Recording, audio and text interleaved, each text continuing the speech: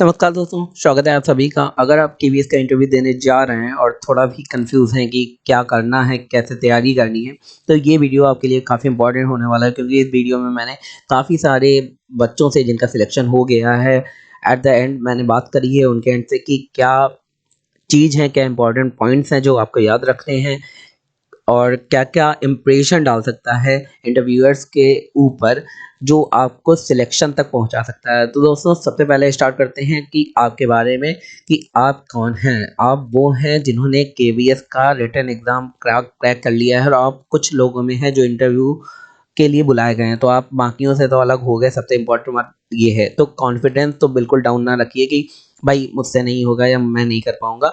तो वो आपको कॉन्फिडेंस पूरा रखना है। तो 2-3 इम्पोर्टेंट पॉइंट है। क्या क्वेश्चन आता है मेरे पास कि क्या ड्रेसिंग सेंस इम्पोर्टेंट रखता है? बिल्कुल इम्पोर्टेंस करता है ड्रेसिंग सेंस, क्योंकि आप जिस स्कूल में पढ़ाने जा रहे हैं उस स्कूल में काफ़ी लंबे टाइम तक रहने वाले हैं। वो ऐसा बंदा नहीं चाहेंगे अपने स्कूल में जो सही से ड्रेसिंग ना करके आए। आप अगर पहले दिन ड्रेसिंग सही से नहीं करके जाएँगे तो क्या गारंटी कि आप बाकी जितने भी टाइम तक स्कूल में जाएँगे पढ़ाने, ड्रेसिंग आपकी सही होगी।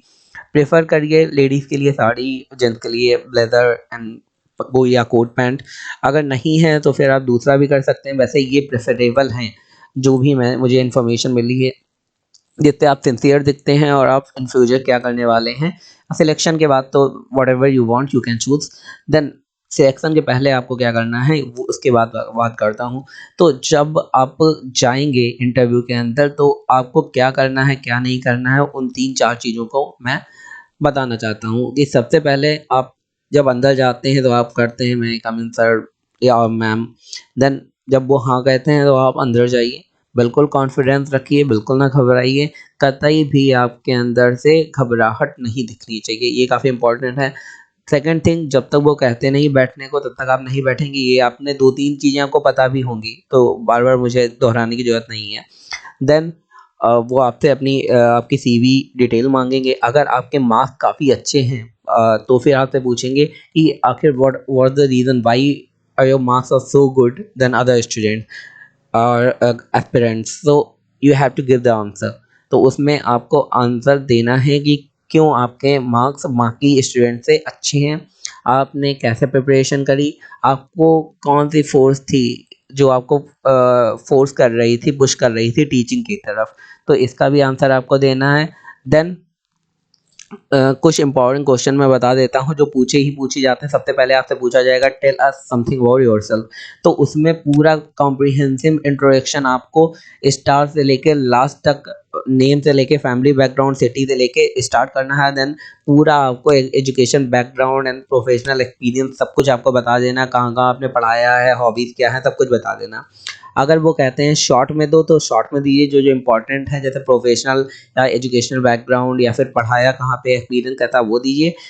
नहीं तो ब्रीफ में दीजिए। उसके बाद आपसे ये पूछेंगे कि आपका कहाँ पे पढ़ाया, अगर आपने बोला तो फिर उसके बारे में डिटेल पूछेंगे, कैसे पढ़ाया, कैसा एक्सपीरियंस रहा, वहाँ पे क्या पढ़ाया है, उस सब्जेक्ट, अगर आप किसी पर्टिकुलर सब्जेक्ट के बारे में जा रहे हैं तो उसकी नॉलेज, पीआरटी के बारे में जा रहे हैं, उसकी नॉलेज पूरी आपसे ली जाएगी।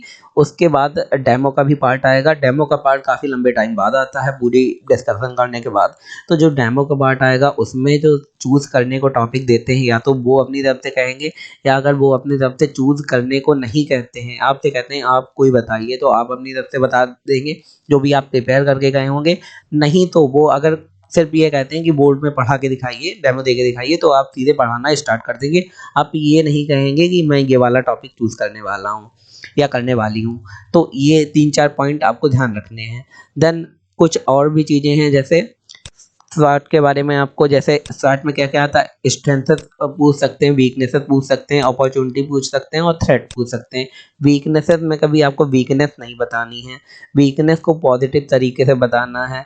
लाइक मैं कभी अपने काम में ऐसे खो जाता हूँ या खो जाती हूँ कि मुझे अपनी पर्सनल लाइफ़ में कभी-कभी इश्यूज़ आ जाते हैं या टाइम नहीं मिलता पर्सनल लाइफ़ के लिए, तो उसे पॉजिटिव करके बताना है।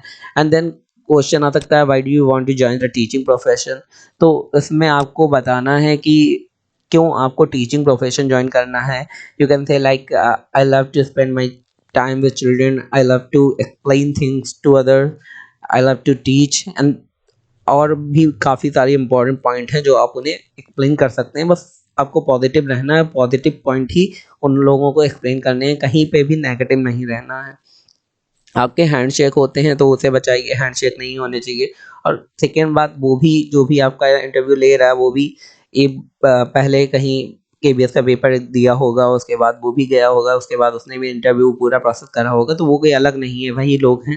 देन वो भी चाहते हैं कि मुझे अच्छे से अच्छा बंदा मिले। अगर आपके जो भी एग्ज़ाम पास कर रहा है अगर उसकी नॉलेज है तो आपका सिलेक्शन पक्का हो जाएगा। वैसे एक पर्टिकुलर टॉपिक जो ले जाइए उसी को प्रिपेयर करके जाइए और उसी से आप एक्सप्लेन करिए तो अच्छा रहेगा, उसी से क्वेश्चन पूछे जाएँगे। क्वेश्चन को घुमाइए ना, जो नहीं आ रहा है उसपे मना कर दीजिए और बाकी कॉन्फिडेंटली आंसर दीजिए। और बाकी कुछ इंपॉर्टेंट क्वेश्चन है जो पूछ सकते हैं, how do you evaluate student?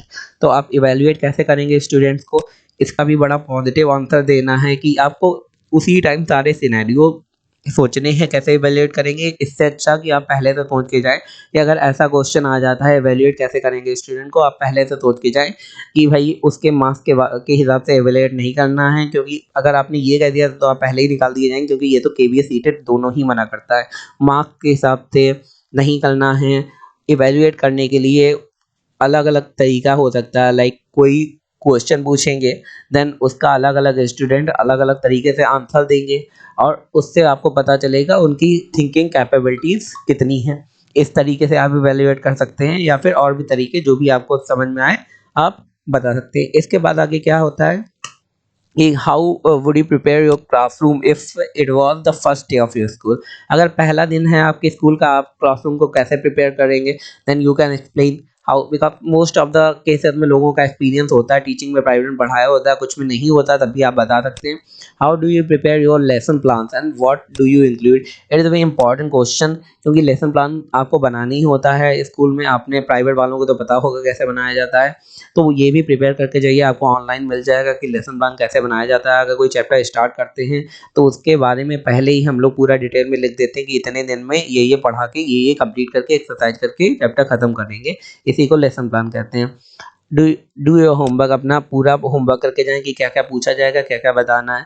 Make a good first impression और द लास्ट इंप्रेशन जो आपने सुना होगा वो यहाँ पे अप्लाई भी होगा, क्योंकि अगर जैसा मैंने ड्रेसिंग सेंस के लिए बताया कि अगर आपकी ड्रेसिंग सेंस अच्छी नहीं होगी तो फिर आप आगे भी उन्हें पहले ही रिजेक्ट कर देंगे। तो ड्रेसिंग सेंस अच्छा होना चाहिए जिससे आगे अच्छा कर पाएँ। तो हर चीज़ में इंप्रेशन अच्छा होना चाहिए जिससे वो आपको सेलेक्ट करें, क्योंकि कंपटीशन भी काफ़ी होगा। लिसन एंड रिस्पॉन्स अकॉर्डिंगली, सही से क्वेश्चन सुनें, उन्हें दोबारा क्वेश्चन रिपीट करना ना पड़े और उसी के अकॉर्डिंग आप आंसर दे पाएँ। तो दोस्तों, आशा करता हूँ आपको हमारा ये वीडियो अच्छा लगा होगा। अगर अच्छा लगा हो तो हमारे चैनल को लाइक, शेयर, सब्सक्राइब ज़रूर करें। आगे आने वाली अपडेट के लिए धन्यवाद।